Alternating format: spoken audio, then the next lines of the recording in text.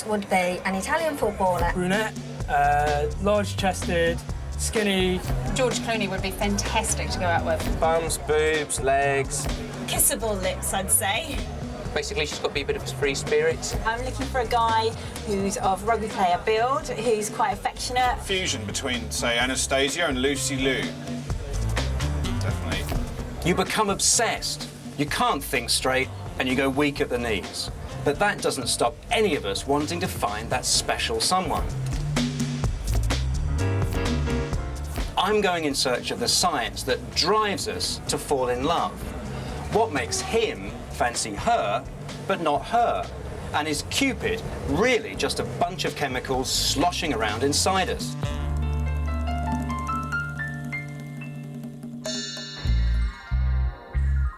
Kashmira's in search of the man of her dreams, and she knows just the type she's after. My ideal man would be an Italian footballer, and if he looked like Francesco Totti, I'd be more than happy. Little does she know I'll secretly be lining up as a candidate. Bronya and Dave have already found love, but that won't stop a crazy twist unfolding. It's the security, the friendship, the companionship. That's what means the world to me. We'll meet Joseph as his roller coaster of love hits an all-time low. If I didn't know that it was unrequited love, I'd go straight down to the doctor and have myself checked out because I really feel quite sick. And we'll find out what love means to this lot.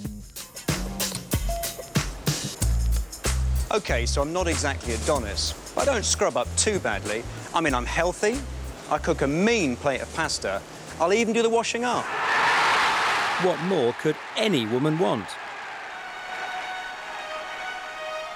The legs look fantastic. Fabio Cannavaro has the best face. He does. Well, he's got a nice face, but I think I like Totti's face because of the jawline. Like, it's a real macho jawline, you know. Macho. And that's what women go for, apparently, you know. I go for him because I just think he's drop dead gorgeous. You know, he just kind of does it for me. My name's Kashmira. I'm from Birmingham, but I've come to London to see my sister. The importance of men liking football is huge, because if a man doesn't like sport, I think there's something wrong with him. Can't see his bottom, unfortunately, and you are a bit of a bottom girl, aren't you? Yes, but I'm sure his is perfect. Can you imagine? Nicely well-toned bum. As Francesco Totti isn't available, Kashmira's going speed dating to look for her own Italian stallion. See ya! Tonight is something that I want to try because somebody said to me that you know within the first 7 seconds whether you're going to like somebody. The good thing about speed dating is you don't have to spend your whole evening with someone who you think is a dweeb. So will Cash meet dweebs tonight? She'll have just 5 minutes on each date to decide.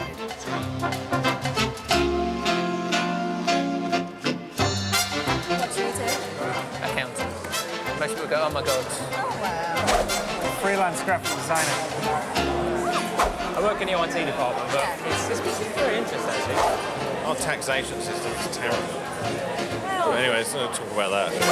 Every morning before I go to work, I go to the gym for an hour and a half. Every day?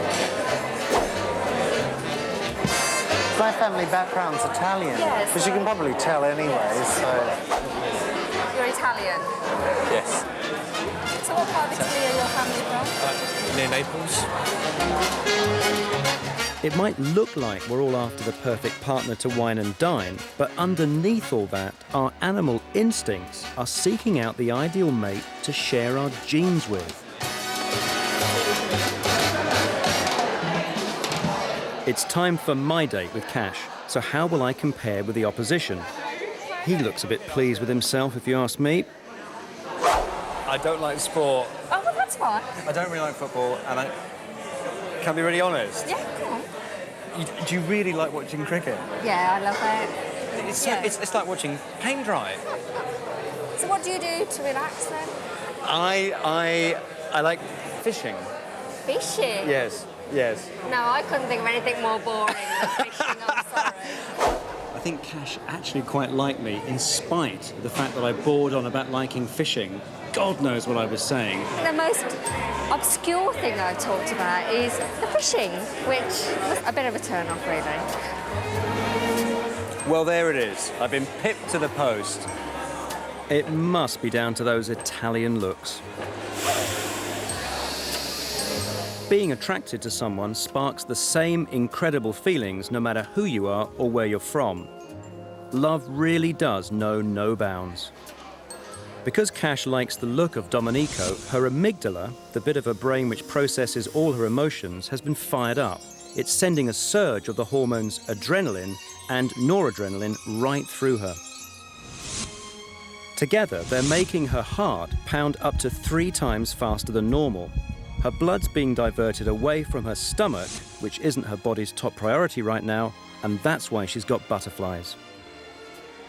Instead, it's going to places like her cheeks, which are flushing slightly, and to other bits of her body that might come in handy.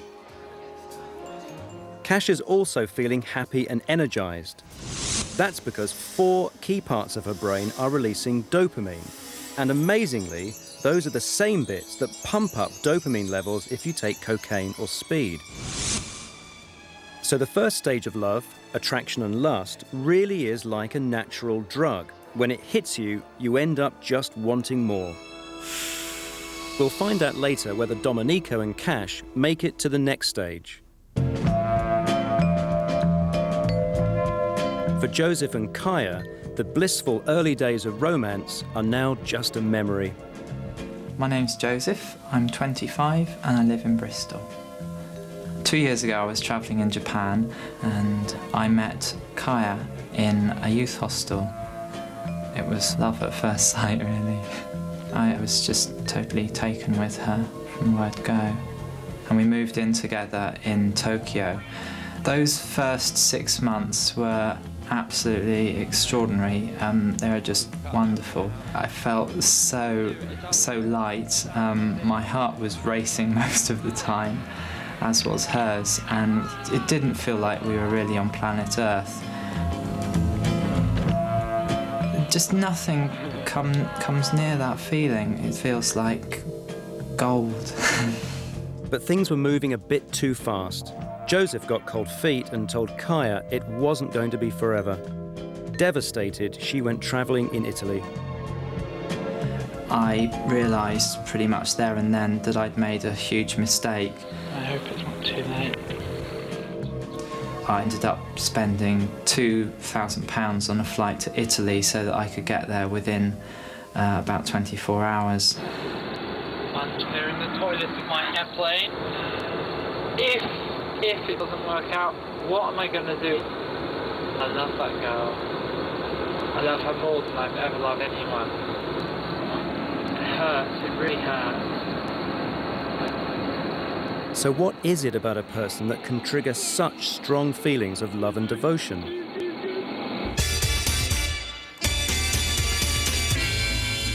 New scientific research is getting to the bottom of why we get hooked on one person and not another. And I'm off to check it out. All I know is that I'm going to sit at a computer, look at pictures of women's faces, and rate which ones I find most attractive. Well, that's a tough job, but someone's got to do it. There's anecdotal evidence that partners look like their partners, and this test is designed to see whether John will pick a female that has more of his characteristics in, as opposed to a female that doesn't. We've mapped John's face, and we've then added John's characteristics into some of the female faces. All John knows is that he's going to be rating faces for attractiveness. He doesn't actually know that there's going to be some faces with his characteristics in, so it's going to be a true test of whether John actually picks subconsciously faces with his characteristics.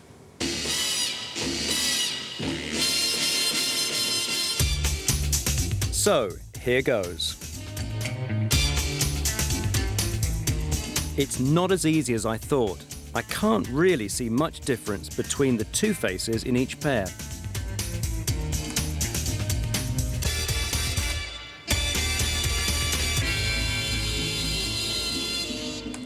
So, how did I do? Well, I've analysed your test results. OK. And before we go on, there's something I need to tell you about the images. Right. Some of the images actually had some of your characteristics added into them. We secretly got a photo of you. Oh no! During the test, 70% of the time, you pick females that showed your own characteristics. Oh no, that's really narcissistic, isn't it? Well, not necessarily. There are several explanations why it could have a possible advantage for you.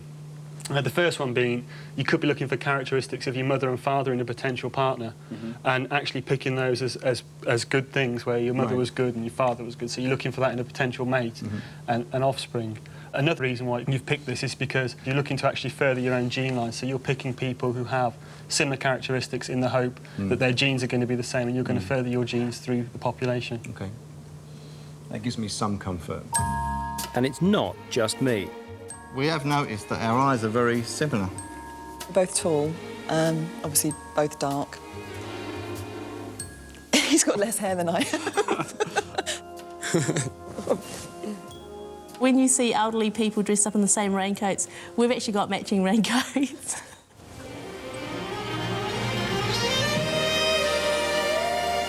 So looking alike really can lead to love. It's his eyes more than anything. He's got lovely eyes, and it was the main thing that attracted me to him. And the same for him with me, I think. I can't help but look at them, and maybe they are quite similar. I've been looking at photographs, and they are very alike. Dave and Bronya met 6 years ago at Agricultural College. Now they're all set to get married in 2 weeks' time. He was a typical lad at college, liked his beer, his nights out, didn't come back to the early hours, and treated me quite badly in the beginning. But the past couple of years, we've got ever so close, very close. A lot's happened in the 6 years we've been together, and he's always been there for me. I won't be without him now. Dave's a farmer, truck driver, and typical bloke when it comes to talking about love. I don't always sort of tell her that I love her. I'm not the most romantic person, but I do love her very much. She's got a great personality. She's very easygoing. She makes me very happy. The marriage, hopefully, will be for life, and it'll be companionship. We can sort of make stronger and stronger as the years go by. But finding love's a bit more complicated than just hooking up with a lookalike partner. When I first met him, he was working a lot with the pigs and the cattle at college, and he stunk. He really did stink of cow muck and everything. So that was the main smell I sort of associated Dave with for a long time. Farmyard whiffs aside, your natural smell really does matter. Underneath the aftershave, I can normally tell it's Dave. Don't mention the feet. Yeah, the feet smell a bit. That's love. Putting up with the sweat. It's caused me stinky from time to time. Scientists believe your smell is a secret love message, giving potential partners the lowdown on what sort of immune system you've got. Guess who's going to be the guinea pig again? OK, Tim, well, I know I've had a blood test, but I've no idea what we're supposed to be doing, so take me through it. Well, inside these 4 boxes, we have got 4 T-shirts, which have been worn by 4 different individuals. OK. Now, what we want you to do is take a good smell and place them in order of preference. OK.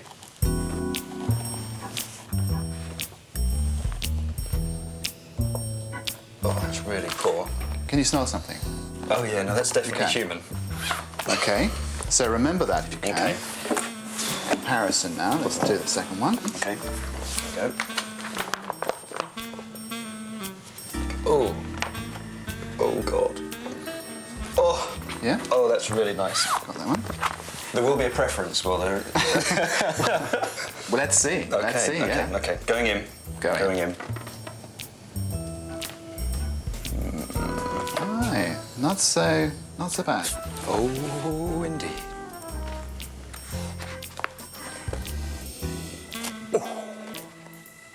Oh, that's a goodie. So, just to confirm the sheer pleasure of that one. Right. So now it's decision time. Now I'm going to reveal the true identity of these individuals. Okay. Starting with the least favourite, D. I'm glad you didn't choose D. Oh, no! We actually didn't think you would believe us that the pig wore the T-shirt, so we have evidence. There is pig with T-shirt. Our smell system has evolved, so we don't mate with inappropriate species. I'm glad to have confirmed that theory for you. Your next least favourite was... Oh, it's me! Well, at least you put yourself above the pig. Oh, that's amazing. Would you like to take it out and have a look? I would. That is indeed yours? one of my decrepit old T-shirts, and I suppose that is me, isn't it? Oh, yeah, let's put it right back in the box. Right. The next one was this individual here. You remember that blood test you Yes, I had? do. So we know what your immunotype is. You're not as attracted to that smell as you are to this smell, which was your most favourite, which is from another individual who has a different immunotype to you. So what does that mean? Well, we prefer the smell of somebody who has a very different immune system to our own. Right. So your offspring would have the benefits of both of your two immune systems, and it would give them a greater resistance to infection and disease, basically. It would have been quite tragic, wouldn't it, if I'd placed the porker at the top of the deck here? Well, it would indeed. I'm not quite sure what we would have done about that. Sadly, Tina and I were not destined to be lovers. Although we're attracted to people who look similar to us, we tend to go for the smell of someone who's got a very different immune system. And that's kind of lucky because it stops you fancying the family. Our biology drives us to find the perfect compromise between sameness and difference. And we strike that balance all the time, not just when it comes to choosing faces and smells. It certainly seems to work for Cash. I don't tend to go for Asian men. I don't particularly find them attractive. The reason I think I find Italian men attractive is they do have darker looks, but it's not so dark, you know. I mean, they have that sort of, you can have the combination of dark hair and the different coloured eyes, which is something I find very attractive. I mean, eyes is something I definitely look at. The other thing is there are similarities between the Indian and the Italian culture because they're both very family orientated. So what happened with Domenico? I met a nice Italian by the name of Domenico, who I thought was very nice, attractive, tall, dark, just the type I'd go for. But he smoked, which did actually put me off. There was another bloke that I met at the speed dating whose name was John. John is half Italian, which of course I liked. He's got really nice blue eyes. And we started talking about the Italian football, and the 5 minutes went so fast. We took it from there, really, and I'm going to meet him tonight for a very casual drink.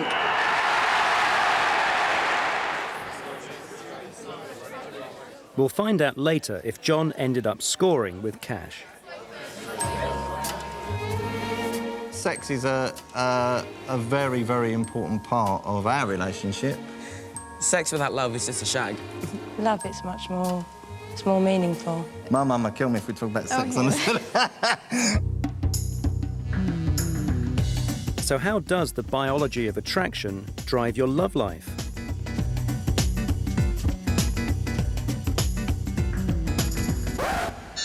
While you might have just one thing on your mind when it comes to the bedroom, your body's got other ideas. It's evolved over millions of years with one aim: to go forth and multiply.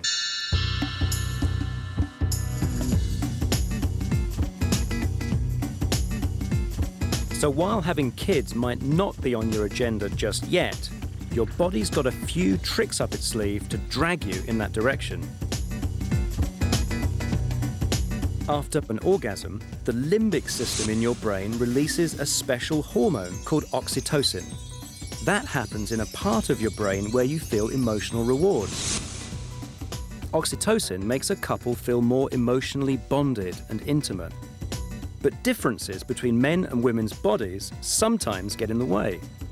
Some scientists think that when oxytocin combines with the female hormone estrogen, it makes a woman feel very cuddly and chatty.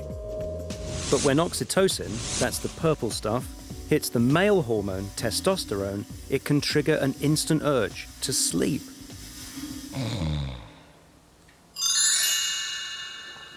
We all know you can have sex without falling in love.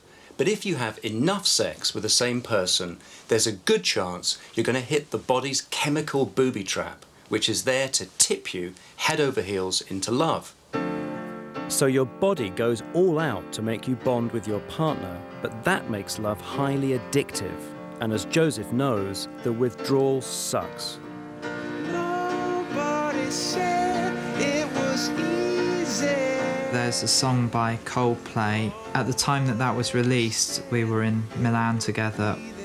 That was just how it was. You know, nobody said it was easy, but I couldn't believe how hard it was. So to listen to that song now, if I'm in a pub or something and it comes on, I have to leave. I just have to leave the room. 5:36 a.m. I haven't slept for 1 hour. I can't sleep. I've been far too upset.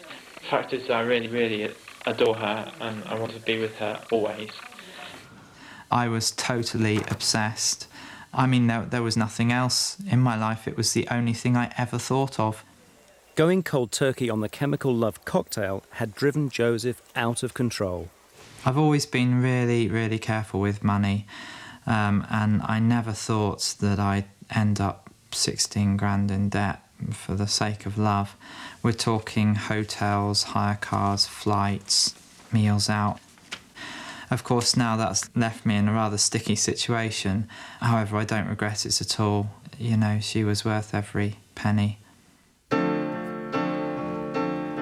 After months spent trying to win Kaya back, Joseph was still suffering.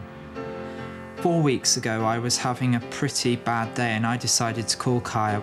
I just wanted a bit of a chat. I phoned her and she told me that there was someone else. And I was completely and utterly devastated.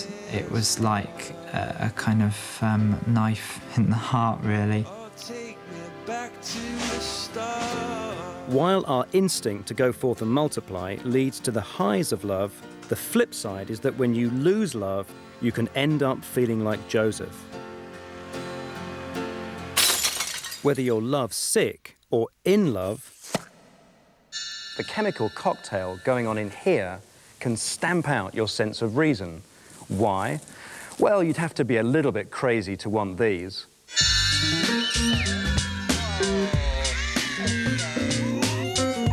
Our ancestors could have easily rejected the idea of having babies. It's seriously hard work. If we hadn't evolved that addictive bond called love, the human species might not have survived.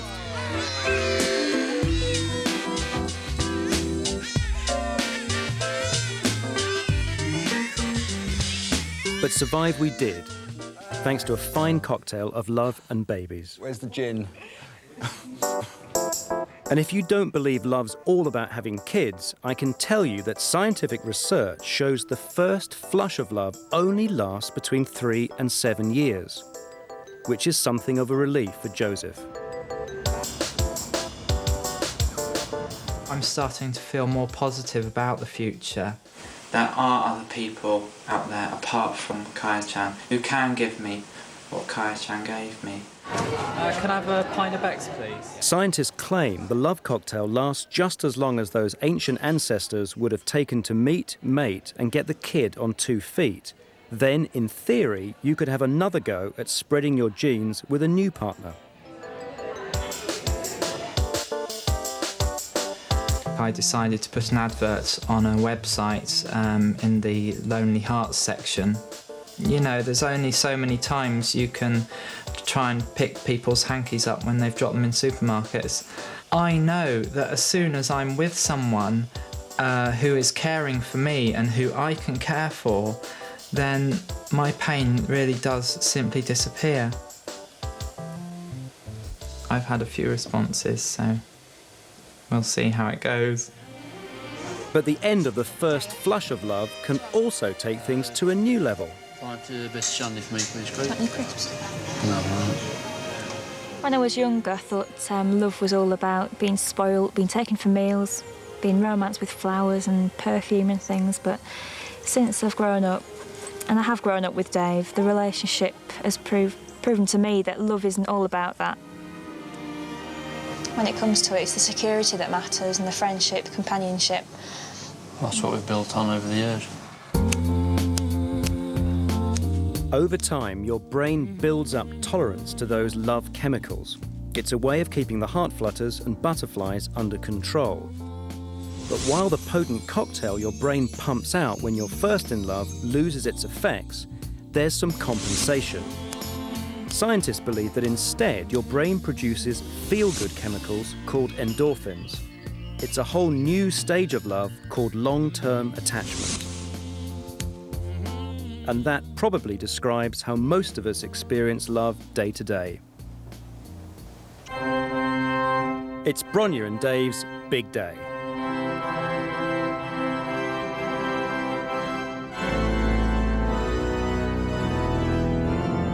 But their wedding isn't going to go as you expect. Yep, they finally let love go straight to their heads. They're taking a marital ride into oblivion at Alton Towers.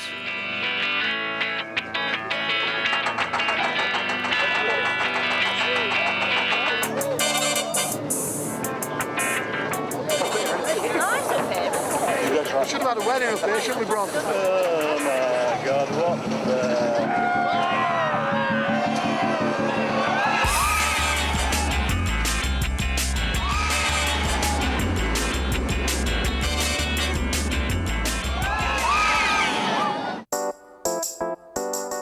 Meanwhile, Cash decided John wasn't top totty. She's back on the lookout for an Italian stallion. Joseph hasn't found a new love yet, but he's cheered up no end. If I do meet the right person in the near future, then I'd probably fall in love pretty quickly, as I do tend to do. OK, so some scientists claim that love's not forever. It's all about having kids and passing on your genes. But I don't think that's going to stop any of us from wanting a lifelong love. In my book, the experience of love outstrips any scientific theory. I can't actually imagine a life without Steve. Whoa. Oh, yeah. He is binky. You just call across the counter at Sainsbury's, binky. That doesn't go down very well, does it? No, darling.